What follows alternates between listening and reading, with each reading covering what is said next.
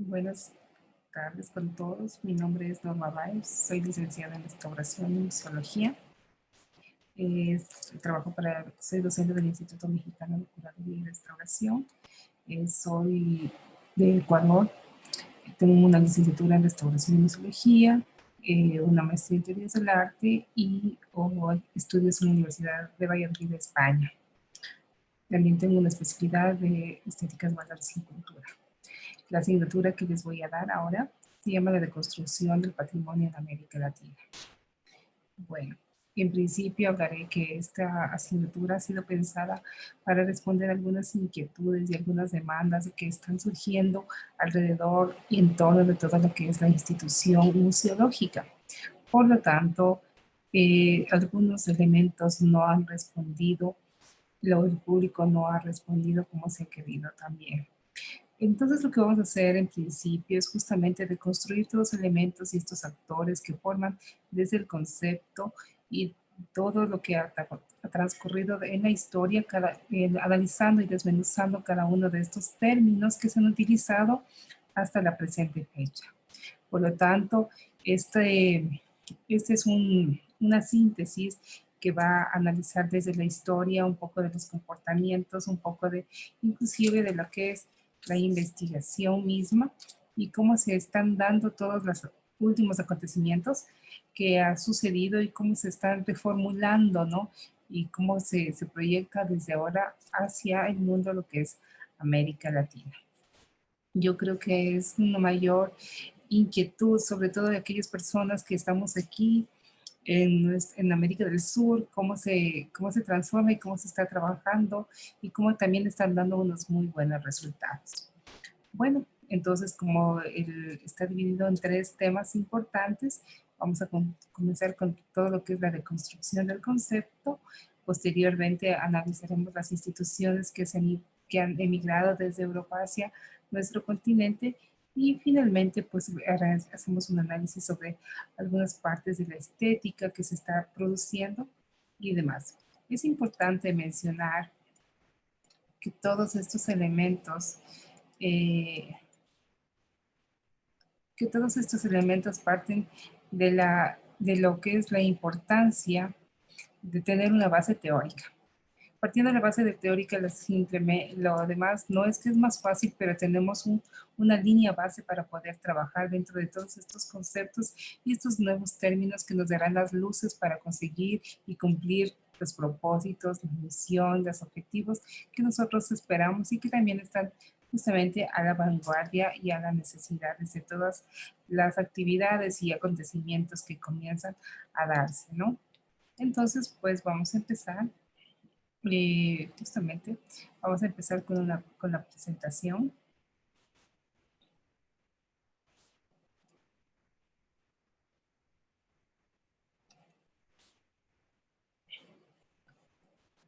En un segundito.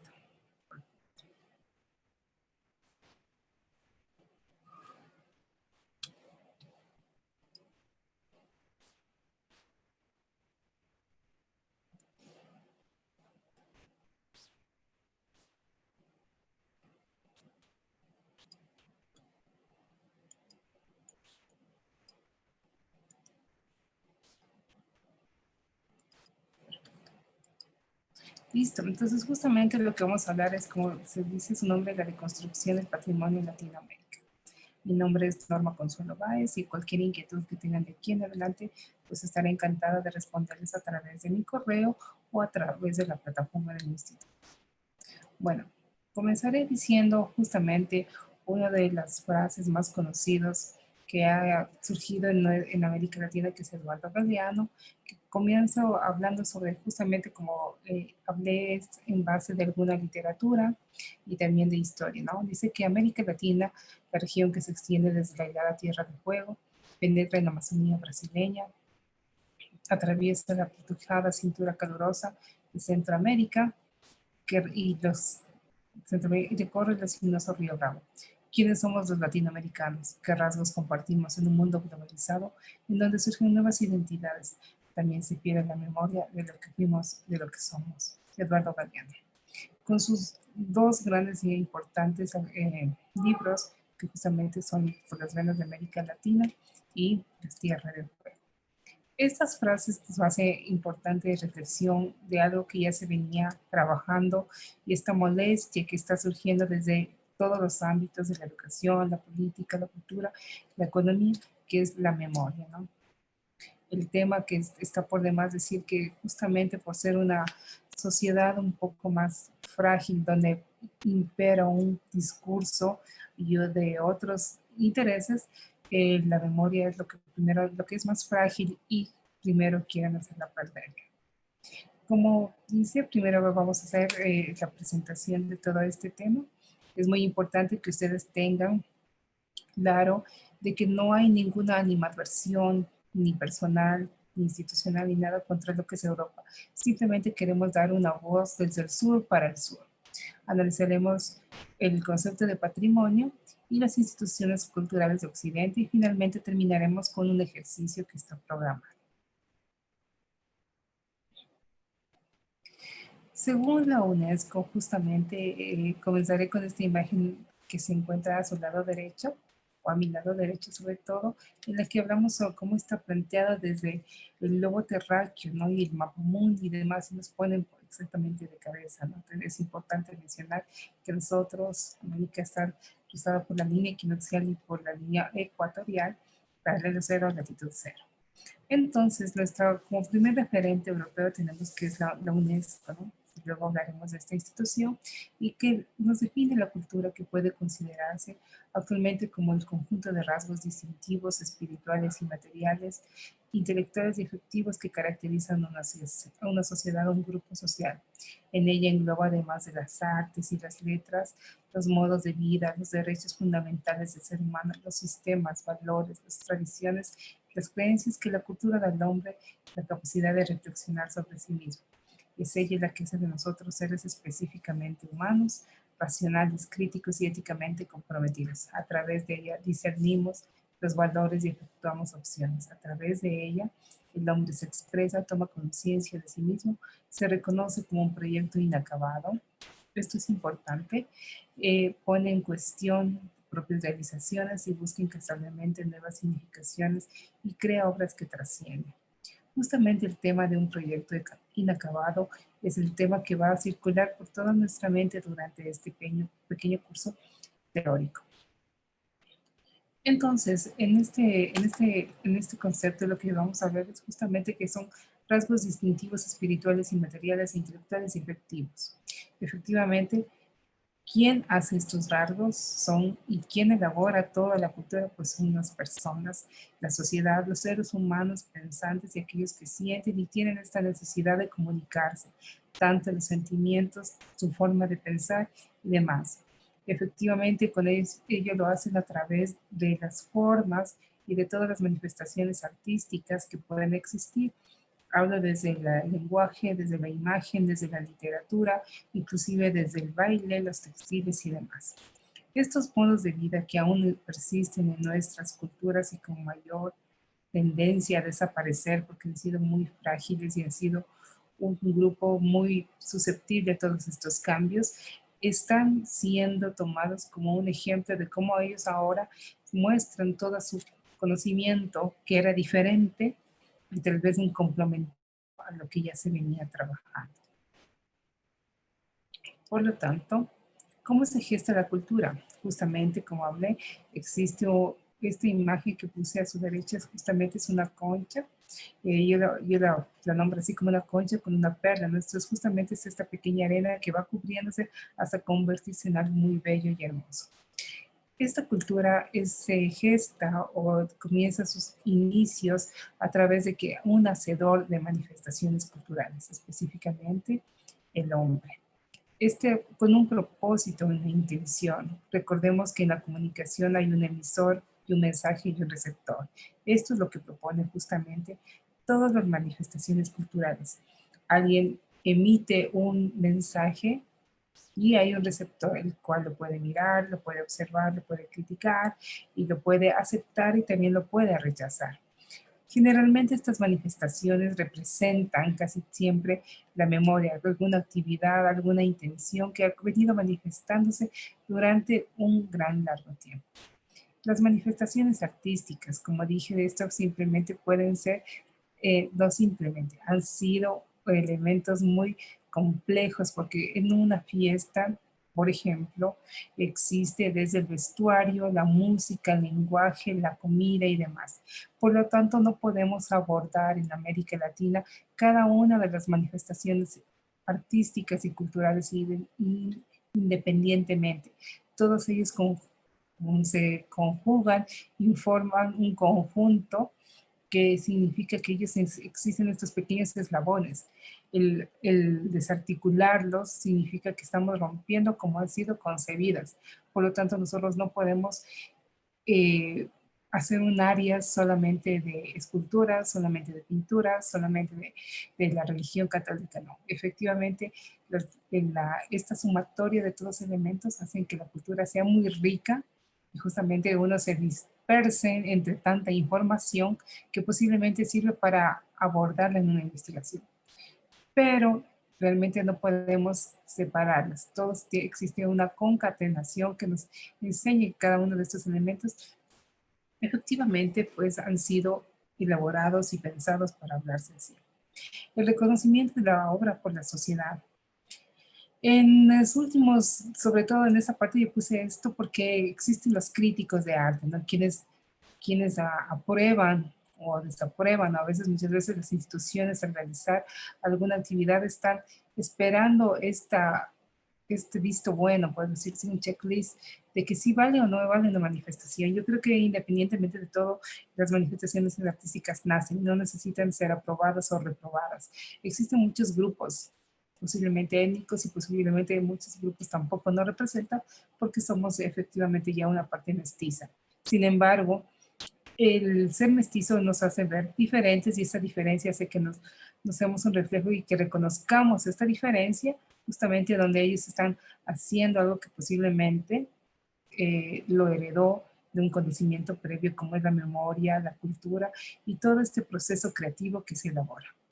Finalmente, como parte 6 decimos que la sociedad se encarga de adoptarla o retirarla. Muchas actividades culturales que han sido manifestaciones artísticas por muchos siglos, la sociedad se encarga de deshacerlos porque tal vez los ve muy agresivos, porque tal vez los comienzan a adoptar o incluso se puede crear nuevas actividades justamente que ahora se vayan a ser parte de toda una cultura y que se puedan repetir constantemente, ¿no?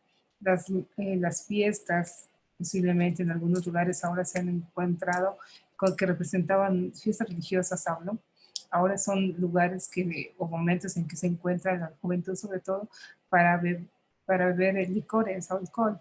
Sin embargo, eso no significa que eso fue un nacimiento. Entonces, en algún momento esto tendrá que cambiar, posiblemente, o posiblemente podemos incluir a unas nuevas actividades. Tenemos que tener claro que la cultura no es un hilo muy recto, no es algo plano, es algo que se nutre, que se transforma, que cambia constantemente y de acuerdo a todo un entorno social.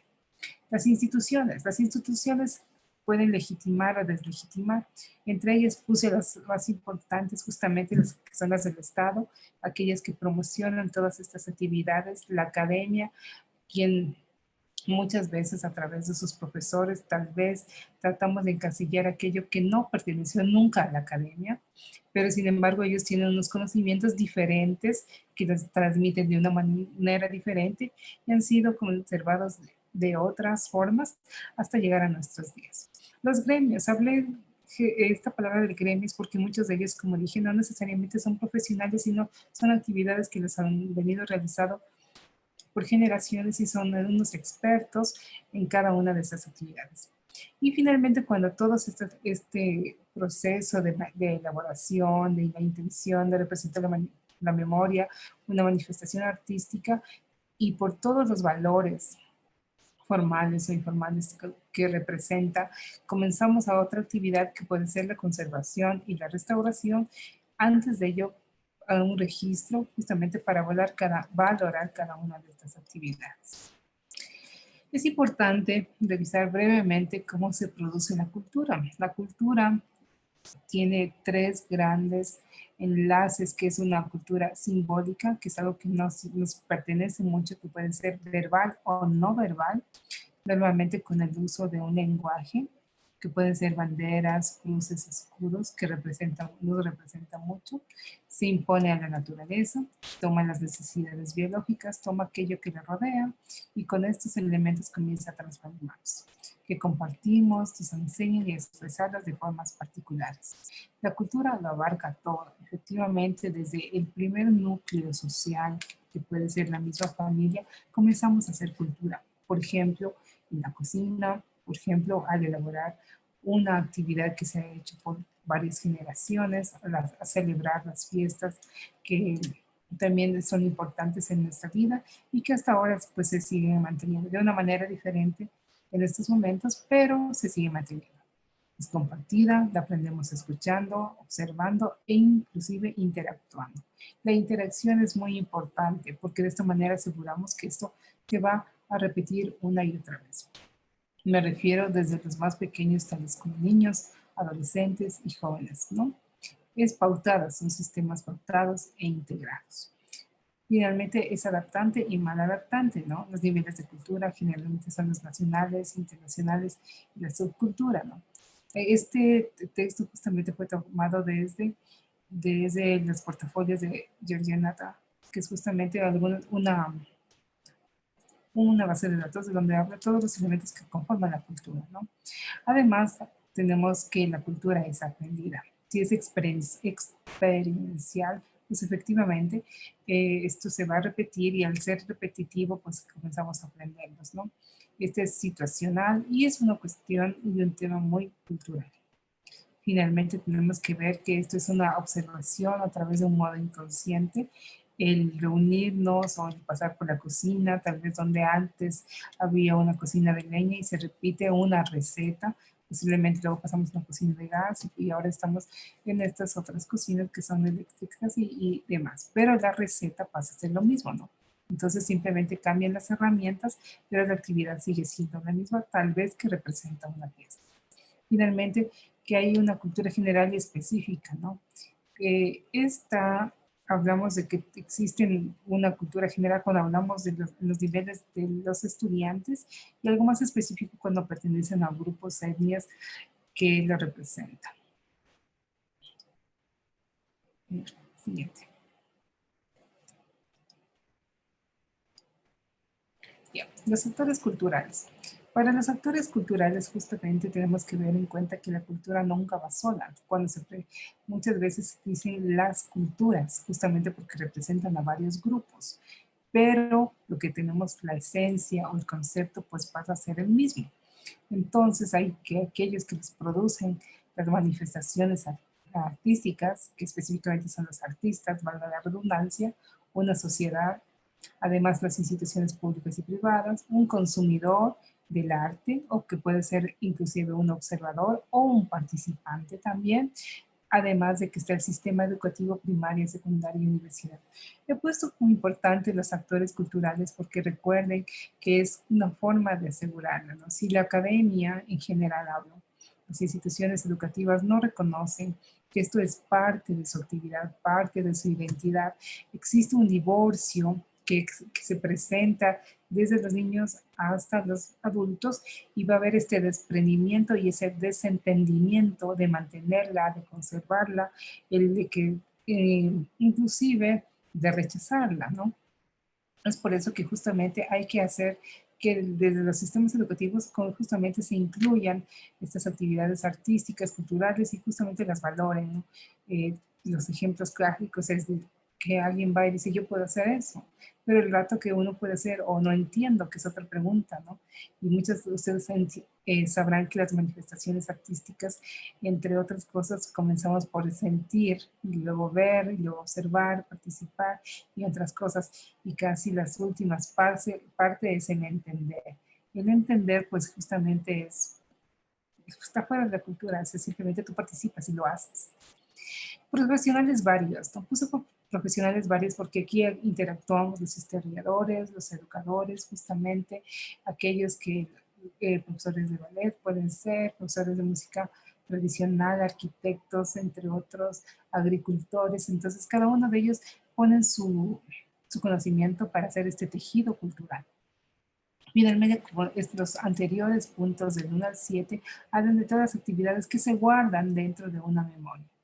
La memoria, cuando hablamos de una memoria social, y esta memoria social, de esta memoria intangible, pasará un proceso para hacerlo tangible. Aquí habla de un proceso, puede ser el recoger todas estas actividades a través de fotografía o audios o videos, y ahora que ha sido, pues sí se lo está llevando muy rápidamente. Además, tenemos que decir que los actores culturales también son parte de los discursos políticos. Es importante mencionar, por ejemplo, la creación de los museos nacionales responden a una agenda política. El incluir los museos dentro de tal o cual palacio presidencial, por ejemplo, o la misma arquitectura, ¿no?, del presidente y demás, ¿no? Entonces, estos discursos políticos tenemos que tenerlos bien claros. Ha sido muy difícil el separarlos, el divorciarlos, pero sin embargo se lo sigue siendo, y yo creo que hay que tomar este tema con muchas pinzas y con mucho cuidado. Cuando ingresamos al concepto de patrimonio, pues efectivamente uno entra como en un mundo muy grande, ¿no? Piensa que el patrimonio es simplemente, casi todo se refiere a lo que es a las artes mayores, por darle ese nombre, a la arquitectura, ¿no? Pero cuando vemos que la arquitectura no puede ir desentendida de todos los elementos que le componen e integran dentro de esta arquitectura, entre el contenido y el contenedor, vemos que efectivamente todo esto existe un matrimonio, por decirlo así, o una comunión entre todos ellos elementos que forman toda una actividad cultural. Por eso que dice que en principio los patrimonios se refería a aquellos que eran los monumentos y las obras arquitectónicas de escultura o de pintura monumentales. Efectivamente, el tamaño monumental pues era lo que impactaba visualmente e imponentemente ante todos los demás, de tal manera que las artes menores casi han sido eh, reconocidas por un grupo de personas, pero no tan imponente, inclusive por su minucioso trabajo.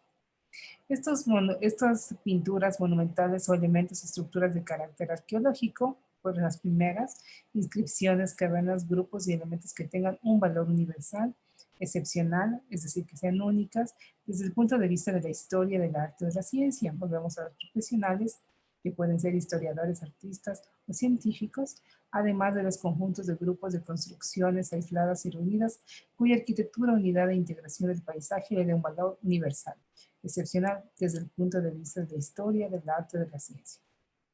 Los lugares, obras del hombre y la naturaleza, como los paisajes dentro del paisaje, además de las obras hechas por los hombres, así como las zonas incluidas lugares arqueológicos que tengan un valor universal, excepcional desde el punto de vista histórico, estético, etnológico o antropológico. Como comencé diciendo, realmente es un mar de actividades y de manifestaciones y de objetos, por decirlo de la manera más simple, pero cada uno de ellos tiene sus características particulares y valores. Por eso a mi lado derecho, justamente vemos que se dividen en aquello que es el patrimonio cultural y natural, que son los paisajes culturales que nos ayudamos mucho, a solamente el patrimonio natural, aquellos, y el mismo patrimonio cultural se divide en tangible e intangible, como su nombre lo indica, justamente aquello que podemos tocar y aquello que podemos no tocarlos, que simplemente podemos escucharlos como una fiesta, que tal vez son efímeros inclusive, ¿no? Y el tangible, justamente el mueble o el inmueble. Como dije y vuelvo e insisto, realmente los patrimonios en América Latina no se pueden tratar o abordarlos de manera independiente. Uno tiene que dar un contexto general para luego, si queremos describirlo, algo más específico.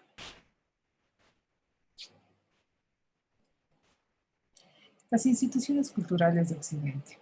Las instituciones culturales de Occidente, sobre todo, han sido las más importantes, ¿no? Abordar cada una de ellas o que se están manifestando o que a través de la academia, a través de gremios, sería un tema muy largo. Sin embargo, las tres más referentes que se están manifestando y han puesto realmente su presencia en todas las actividades ha sido la UNESCO, el COM y el CRO. La UNESCO justamente se desprendió de todas las actividades que comenzaban a realizarse a partir de la Segunda Guerra Mundial, en Segunda Guerra Mundial, a partir de Alemania contra todos los aliados. Ellos efectivamente se reunieron en la CAME, en el Reino Unido, Inglaterra. Y estos países lo que estaban buscando es formas de reconstruir todas estas destrucciones. Ustedes conocerán que hubo los bombardeos y muchas ciudades fueron destruidas, y a partir de eso comenzaron, se vio afectada, hubo una época de depresión al no encontrar sus referentes o lugares, sus referentes arquitectónicos y lugares de encuentro de una sociedad. Por lo tanto, profesionales de varias áreas se reunieron en estos lugares para fortalecer una identidad justamente que reemplace ese vacío. Entonces, estos países estaban buscando formas de reconstruir en principio sus sistemas educativos.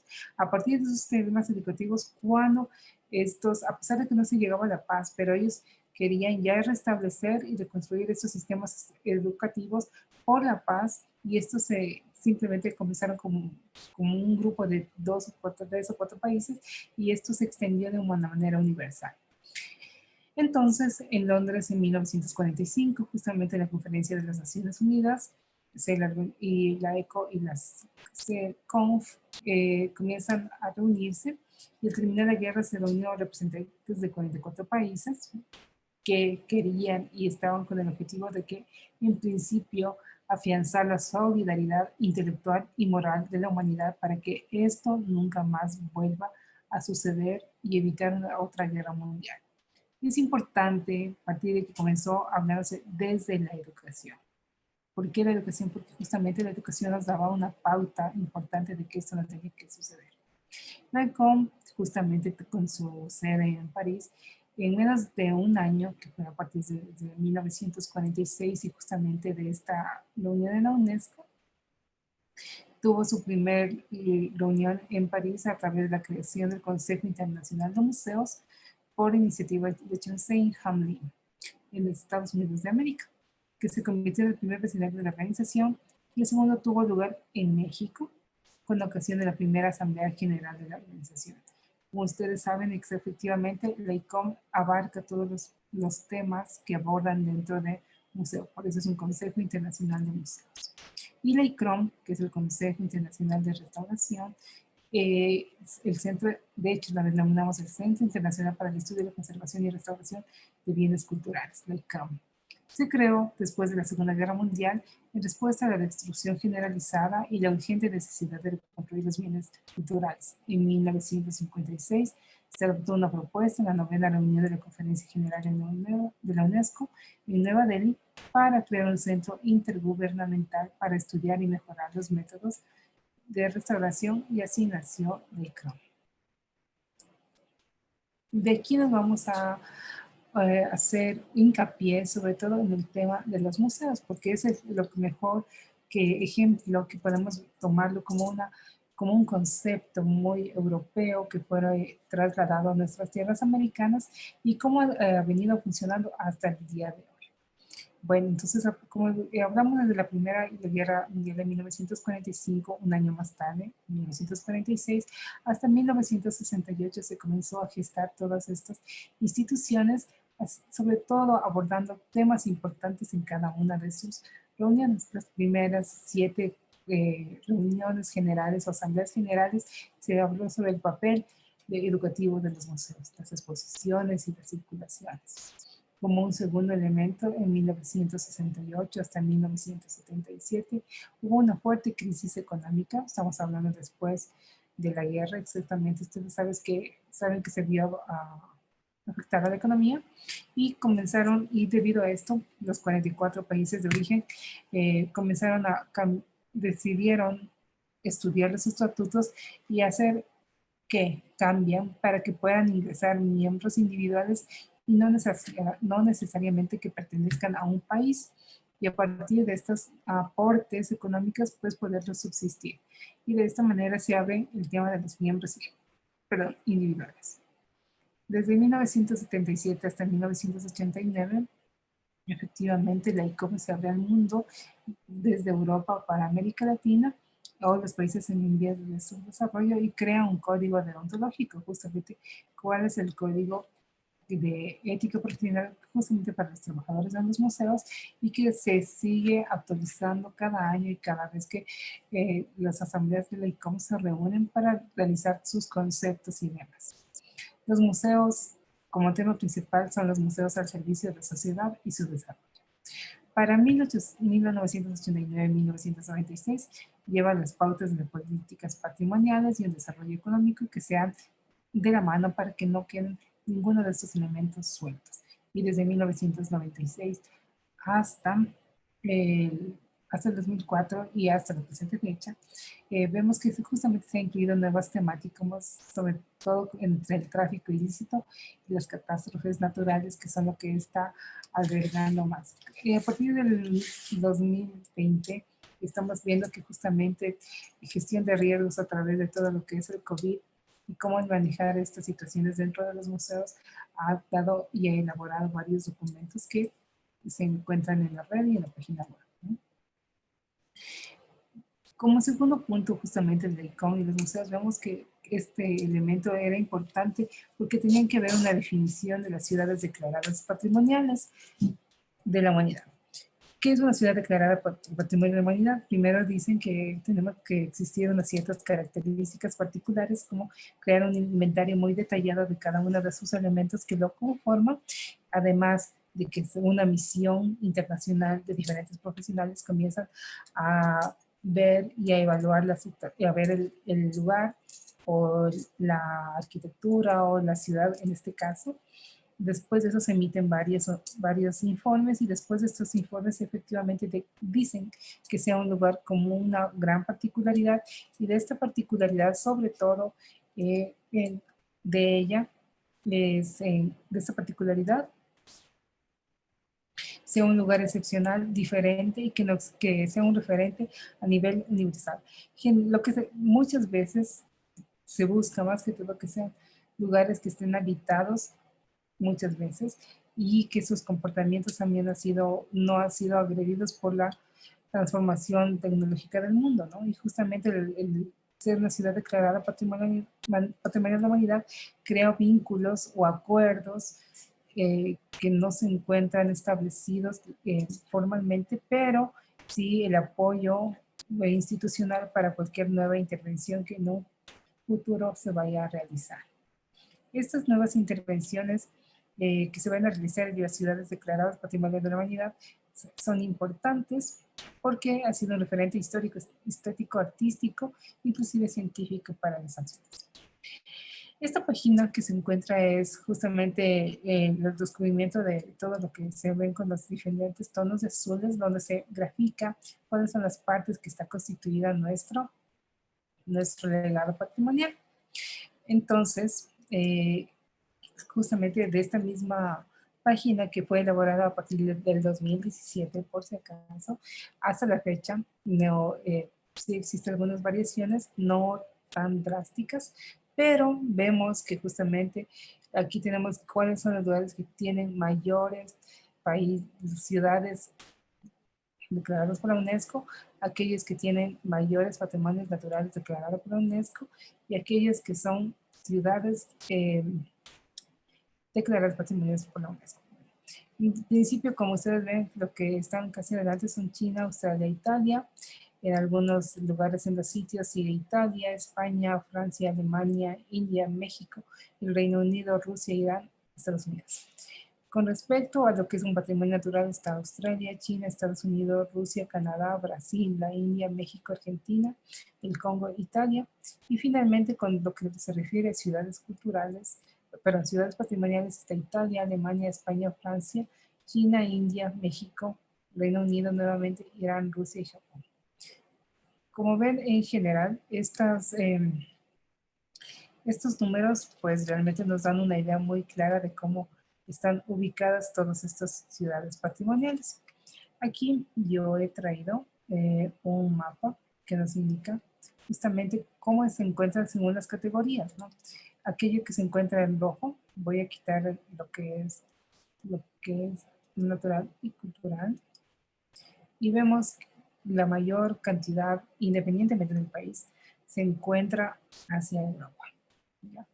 Y no menos importante, justamente a partir de México, de Centroamérica para abajo, también se encuentran todos aquellos que es lugares culturales y que han sido manifestaciones y reconocidas a través de la UNESCO. Cuando colocamos aquellos que se encuentran en los dos lugares, sobre todo que sean culturales y naturales, pues nos vamos casi para la parte de Australia.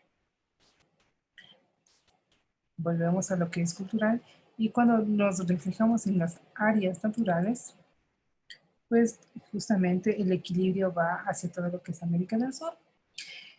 ¿Qué es lo que quiero comprobar con esto? ¿No? Que efectivamente, según este mapa, pues existe una mayor cantidad de lugares naturales, patrimoniales en América del Sur, muy pocos que tengan naturales y culturales, sobre todo aquellos que se refieren a la parte de de Europa, y aquellos patrimonios culturales, casi todos o su gran mayoría se encuentran en Europa, una gran cantidad alrededor del mar Mediterráneo y en un poquito menor cantidad en América del Sur. Volviendo a la anterior diapositiva, continuamos. Y lo que voy a decir es esto, ¿no? Entonces, justamente nosotros estamos hablando de lo que es una memoria histórica. Esta memoria histórica, como dije, la base de todo comienza por una teoría. Y lo que nos dice la teoría, según este cuadro, lo que nos va a hablar es un poco de la historia que muchas veces la hemos olvidado, es que justamente la historia que nos han contado nos habla muchísimo de todo lo que sucede alrededor de todo lo que es el mar Mediterráneo y y específicamente entre Alemania y demás, ¿no? En una menor cantidad, justamente está en el primer círculo, nos habla de todo lo que se encuentra en los Países Bajos, Arabia Saudita, Egipto y demás, y finalmente casi que no nos hablan de lo que es de América del Sur. Sin embargo, justamente con Enrique Dussel, este es un resumen y síntesis de todo lo que él propone, y él habla de que nuestra historia en general es de este a oeste, ¿no? Entonces nos habla de que primero realmente todo lo que gran parte de todos estos avances de la revolución industrial y tecnológica comienza justamente desde China para acá. En un libro que habla sobre Pekín, Adam Smith en Pekín, justamente de Giovanni Aguirre, nos habla cómo tenían aquí todas estas grandes habilidades ya desarrolladas, como son justamente la revolución industrial. Tenemos que tener en cuenta que para el siglo II ellos ya comenzaron a manejar el acero, para el siglo IV teníamos el papel, para el siglo VII teníamos lo que es la imprenta, y el siglo IX tenemos justamente el papel moneda, más que todo. O sea, la imprenta es importante por conocimiento, pero estamos manejando el papel moneda. Y posteriormente, todos estos elementos comienzan a repartirse y luego hacia lo que es el Mediterráneo. Todos estos elementos comienzan a repartirse en una mayor o menor cantidad, sobre todo, perdón, comienzan a repartirse hacia el mar Mediterráneo debido a que ellos comienzan a utilizarlos todos estos. Efectivamente, la revolución industrial se produce porque un grupo de chinos fueron hacia Inglaterra y ellos lo que hicieron hacer en un principio es justamente colocar las nuevas máquinas de la agricultura. Entonces crearon, levantaron todas estas fábricas de cero para ayudar a todo lo que comienza nuestra revolución industrial. Exactamente en la ciudad de Sheffield, Inglaterra. Este ayudó mucho a los árabes. Entonces, lo que estamos haciendo es que el acero del siglo XII, el papel del siglo IV, la imprenta del siglo VIII y el siglo IX, el papel moneda, nos da un principio de qué es lo que tenía que transportarse. Y no necesariamente son cosas, sino es el conocimiento. A través del conocimiento, justamente los libros que salieron desde China comienzan a llegar hacia lo que es justamente Eugenio IV, 1434, y llegan a sus manos y a partir de estos mismos libros lo que se propone es dar la pauta a un renacimiento que estos libros posiblemente cayeron en manos de Leonardo da Vinci, entre todos los grandes artistas de la época, posiblemente Miguel Ángel y demás, y así comenzamos a hacer nuestra historia. Fuera de esto, no necesariamente vemos que es una historia eurocentrista y etcétera y demás. Entonces, lo que estamos hablando es que finalmente China no solamente termina ahí su aporte, ¿no? Hay la pólvora, existe la tinta china, entre otras cosas, y también la porcelana china y demás. Esto hace que todo lo que es este intercambio de Marco Polo, entre otras cosas, comienza a trasladarse. Entonces, de China, la India, y justamente la India muy olvidada, Estambul, etcétera, etcétera, y comienza a llegar hacia en 1492, que lo comenzamos a decir que, entre comillas, fue la época de la modernidad para, no, para América Latina. Es importante recalcar que todas nuestras historias comienzan desde arriba hacia abajo y se puede hacer estos procesos repetitivos que van desde México, pasan por Centroamérica, Colombia, más tarde Perú y Ecuador, y de tal manera que podemos decir que todos estos procesos museológicos, inclusive los conceptos, comienzan a ser. En principio, ¿qué es lo que nos muestra toda esa historia de este a oeste? Que la demografía de los aborígenes comenzaron de esa manera.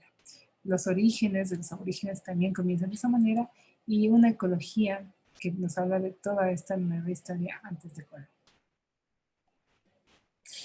Entonces creamos dos ejes importantes, que es justamente todo lo que es desde Centroamérica hacia todo lo que es el Perú y Colombia y parte de Chile, porque tenemos casi una misma historia común, procesos evangélicos comunes, procesos de colonización y demás. Sin embargo, este otro eje que está conformado por Argentina, Brasil y demás, las colonias portuguesas, comienzan a tener un eje de migración constante y demás. Entonces, el tema que se va a repetir aquí es justamente el tema social, un patrimonio vivo, el mito, el rito, la fiesta, aquello que es intangible, los artistas modernos que sean los futuros visionarios de nuestra región, y comenzamos a representarnos justamente en este ámbito cultural que es nuestra inconformidad a la manifestación política. Está muy claro que la historia de los museos no necesariamente, siendo tan diferente a Europa, no tenemos el papel de la China, la tinta china y demás, pero nosotros tenemos otro soporte como es las arcillas, un intercambio, un sistema comercial muy vigente que es el trueque a través de nuestra concha spondylus, el acero no necesariamente. Ustedes saben que el tema de la edad de los metales comienza siendo como un área específica que se trataba de abordar dentro de un museo, y lo que nosotros tenemos es la metalurgia como tal, el uso del oro, la plata, las aleaciones que eran utilizados por los personajes de alta jerarquía. Finalmente, los pigmentos utilizados como tinta, entre comillas, nuestra tinta sería utilizada dentro de los textiles. La historia de Latinoamérica tiene algo diferente, que ha sido épocas totalmente, no tienen punto de comparación con toda una monarquía que ha sido llevada por siglos y siglos, y etcétera, etcétera. Si nosotros tenemos una época muy prehispánica, que se llama en general, que es de hecho una gran trayectoria de tiempo. La conquista son 500 años, que es algo relativamente muy corto. Si hacemos una línea y hacemos la comparación de cuánto tiempo duró la parte prehispánica y cuánto duró la conquista, finalmente la parte colonial, que ha sido ha prevalecido y se ha impuesto todas las actividades que se vinían de ahí. En un futuro la republicano, posteriormente la modernidad, entre comillas modernidad, porque hablamos de cómo la revolución industrial se trasladó a nuestros parajes, y lo que es la posmodernidad. Bueno, entonces, ¿qué es lo que estamos mostrando dentro del museo? Estamos mostrando objetos que han sido hechos de alguna manera para el uso, no necesariamente para los rituales, ya que la época de los rituales y demás simplemente fue un saqueo, y lo que se quedó realmente de todos estos saqueos, en principio, fueron aquellas obras monumentales y arquitectónicas. Entonces, en resumen, podemos decir que los orígenes de los museos en Latinoamérica son prehispánicos y coloniales en principio, que hablan de una inmigración y una cohesión, un trabajo de sectores clases bajas que a través de iniciativas de grupo y voces de la comunidad. Este museo, como dije, eran realmente trofeos. Estos trofeos, acabé de hablar de ello, pues se los llevaron, muchos fueron fundidos, muchos no, se perdieron en el mar, en los barcos, en los galeones, algunos llegaron y otros fueron utilizados. Por lo tanto, lo que nos queda exactamente como una presencia de todo lo que es nuestros monumentos como tal, si son los viajeros que a través de sus dibujos mostraron cómo se encontraban en principio estos monumentos, ¿no? Y cómo se los veía, o sea, realmente se los veía como cualquier cosa y no dándoles el valor arqueológico, ni arquitectónico, ni de ninguna naturaleza. De hecho, fueron materiales de construcción. No pasa esto aquí, pasa en muchas partes del mundo. Inclusive, siendo tan grandes como son aquellos monumentos arqueológicos, muchos de ellos estaban absolutamente cubiertos porque comenzaron la maleza a cubrirles y no se distinguía por mucho tiempo.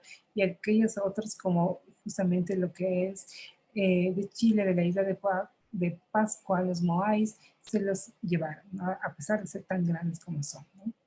Finalmente, lo que podemos decir es que si nosotros queremos hablar de todo lo que es una museología ya más pensada desde una idea europea, es porque merecemos justamente a todo lo que es una idea de una política, de un discurso económico, que sobre todo saber con qué elementos encontramos y con qué minerales y con qué economía podemos trabajarlo. Siendo los primeros exploradores que fueron quienes lo estaban buscando las mitas o los materiales minerales que podían subsistir, de tal manera que los museos mineralógicos son los que comienzan a ser los más antiguos, entre ellos los de la UNAM, donde tiene su característica arquitectura, y además de todo lo que se encuentra en su interior, desde el mobiliario, las fichas y la forma de exposición. Los museos nacionales comienzan a hacer el desprendimiento de lo que es justamente todo una idea desde los criollos que han sido nacidos en tierras americanas y se ven relegados ante todo su comunidad. A través de procesos independentistas, posteriormente se crean los bancos nacionales y atrás de eso su respaldo económico de los museos nacionales. De tal manera que justamente se los denomina así museo, banco central, etcétera, etcétera, o museo aquel o tal o cual, que esto pasó en toda América Latina. Si hacemos una idea de todo lo que pasó en América Latina, podemos ver efectivamente que desde 1790 pasa siendo México uno de los primeros, Brasil uno de los segundos, el proceso independentista de la Gran Colombia, a tiempo seguido Colombia, Chile, Ecuador, Perú, y posteriormente en América Central, República de El Salvador, Costa Rica. Por otro lado tenemos Argentina, viene de Paraguay, Panamá, la Primera Guerra Mundial. Posteriormente a eso aparece Nicaragua, viene la Segunda Guerra Mundial y comenzamos con todo lo que corresponde a las bienales. En conclusión, lo que estamos diciendo es que efectivamente el concepto del museo nació equivocadamente en un espacio, un territorio que no le pertenecía, porque en principio lo que teníamos que reconocer era que era una obra de arte, que era una manifestación artística, cómo trabajarla, cómo abordarla estéticamente, iconográficamente e históricamente. Entonces, este concepto de museo ha sido trasladado desde Europa hacia el continente americano. Se pretendió instalar todo un discurso de unos conquistadores que tenían otra historia, otra forma de vida, y que imperaba justamente el tema de los conquistadores y los conquistados. El modelo fue anacrónico y ha pasado por varias transformaciones. Como una segunda conclusión, los museos en la actualidad se han ido adaptando, transformando y respondiendo a una memoria anterior a la conquista. Pasó por la conquista y se proyecta hacia la comunidad como un fuerte componente social. Muchas gracias. Cualquier pregunta, pues me encantará de atenderles.